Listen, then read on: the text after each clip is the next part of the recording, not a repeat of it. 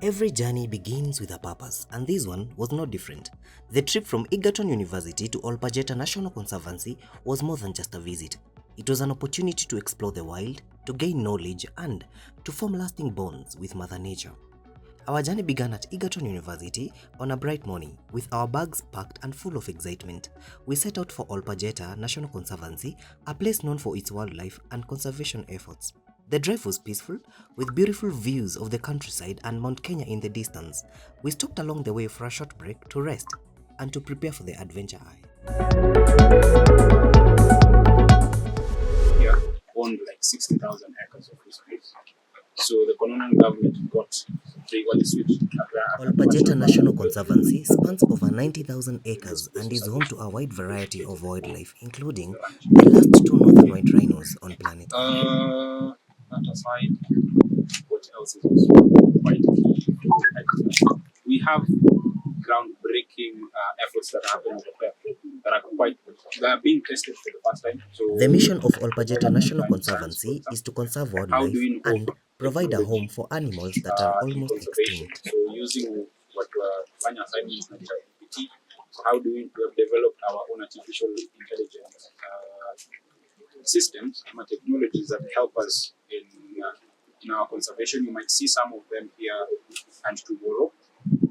We have fence lines that have thermal cameras. We have animals that have tracking chips in them. So like, if you thought ikiingia kwa akili yako that you want to watch a rhino na usiku kwenye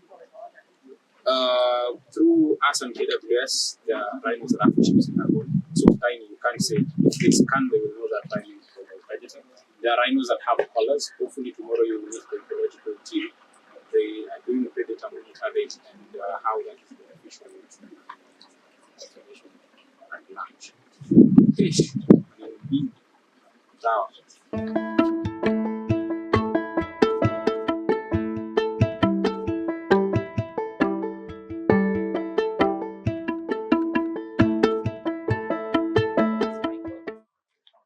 I'm an alumni of this great university. I did a Bachelor of Science in Natural Resources Management.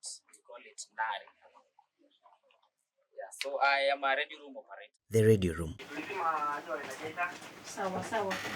In the heart of Kenya's Pajeta National Conservancy lies a crucial hub of communication, the radio room.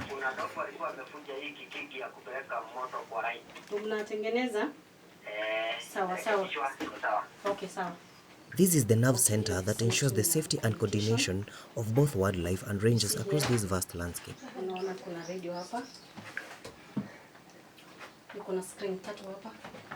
So the first desk, this screen, tunatumia kwa emails na kufill data. Alafu kuna hii radio. This is only for advanced GPS systems track the movements of rangers and wildlife, while surveillance cameras provide real-time insights into the Conservancy's most remote areas. This integration of technology enhances the effectiveness of conservation strategies. In times of a crisis, the radio room becomes a command center. Whether it is a medical emergency or a potential poaching incident, the team springs into action, coordinating swift responses and deploying resources where they are needed the most. If sighting, land sighting, and everything, we have the corridors also. We have corridor 1 and corridor 2. In movements and out. In it was that. Yes. Do you face any challenges in your daily work? Phone number, yeah, radio. It's spread all over the community. Hata naweza pigiwa na mtu na nyuki. Hata kwanza hii namba iko website. Hiyo ndo hotline yenu? Tunapigiwa na wageni wanataka kuuliza hivi na hivi, so hii namba kila mtu anapiga. So for example, community sana wanatupigia juu wanyama wakionekana kama simba. Unajua sasa zingine hata simba wanapatikana nje, wanatupigia simu, wanatuambia simba.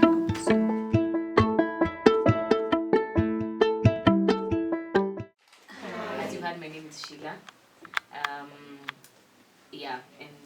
The Ecological Research and Monitoring Unit is the scientific backbone of Pajeta. So this is the Research and Ecological Monitoring Unit. So technically what we do is research on the animals, their feeding habits, their mortalities, and basically everything that affects the animals physically. Comprising ecologists, And, biologists, and yeah, data I don't know, analysts, not the team actually conducts implemented, vital research to but inform conservation strategies and basically ensure part the of what health we of do the is ecosystem. we monitor the vegetation, which is the food that the animals eat, and also the animals themselves, because there are other animals that eat animals. So yeah, so we monitor herbivores and carnivores.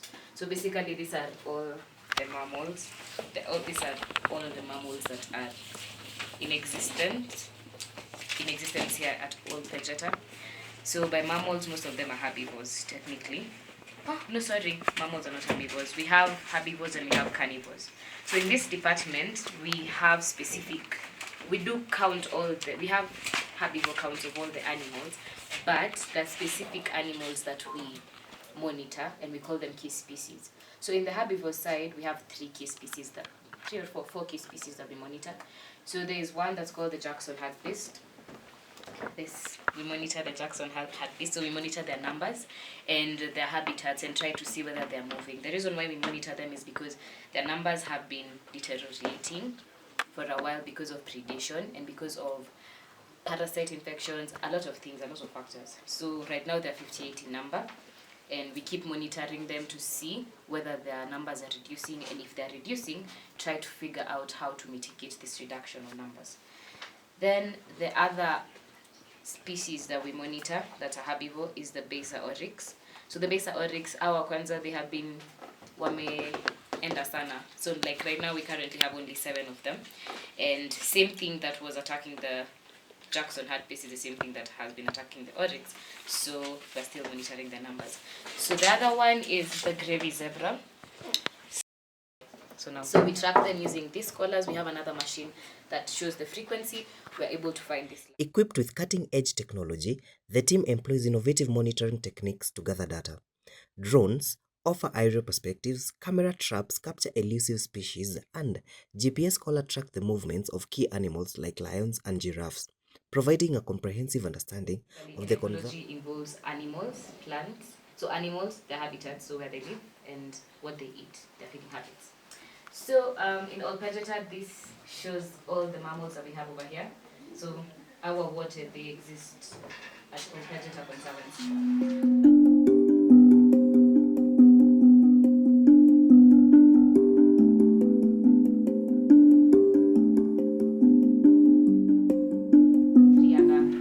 Herbivores that we monitor. So we have the Jackson's hartebeest, the Besa oryx, and the gravy zebra. We just input 155 in this machine.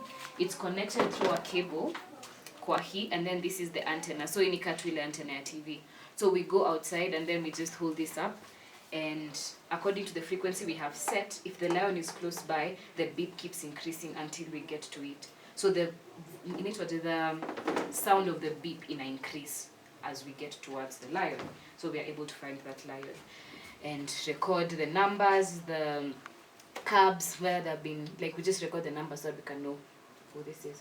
Then we're also able to identify individual lions according to their features. Like we can be able to tell this lion is Sheila, this lion is Dixon, this lion is Miri by using whisker spots. So these are whisker spots, and they are like our fingerprints. They're different in every lion. Like the arrangement is very different. So they can't be able to pass. It's very hard for them to pass as compared to unaona elephants wanaweza pita because now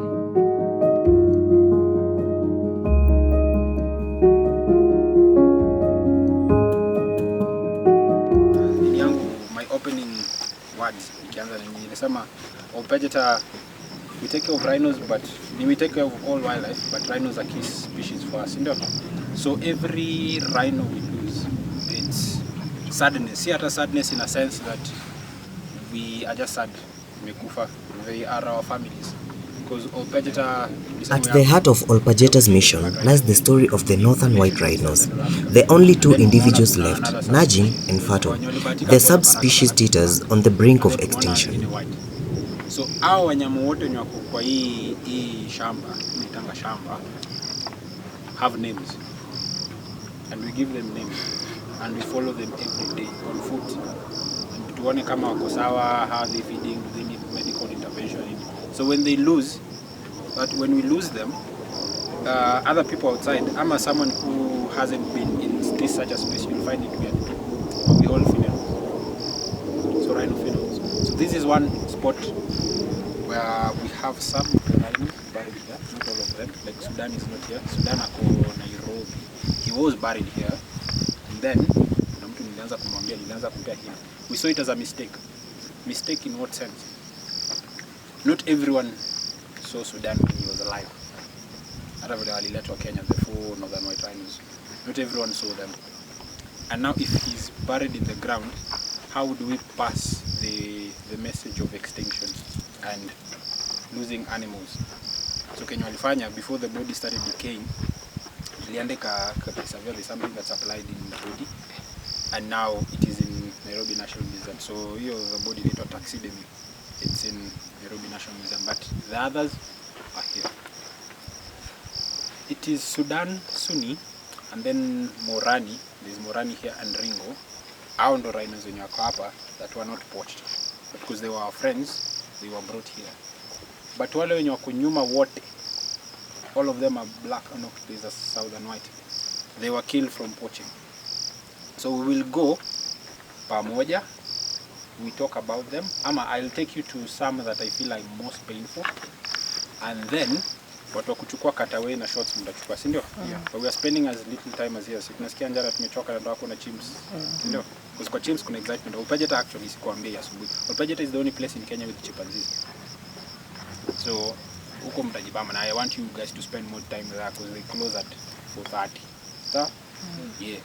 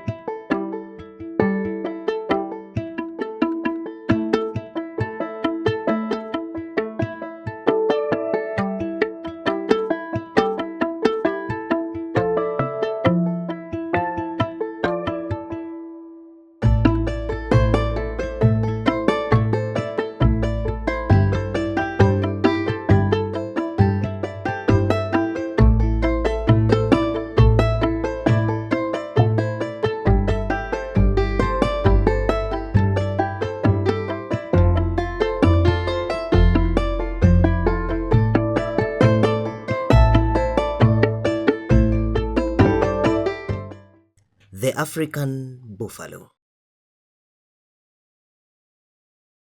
Known for their strength and resilience, these majestic creatures play a vital role in the ecosystem of Pajeta.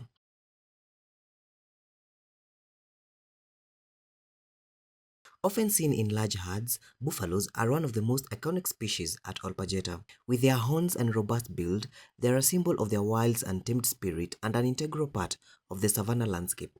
Buffaloes are a key players in maintaining an ecological balance. As grazers, they help shape the vegetation, promoting biodiversity. Their movements across the land create pathways that benefit other species.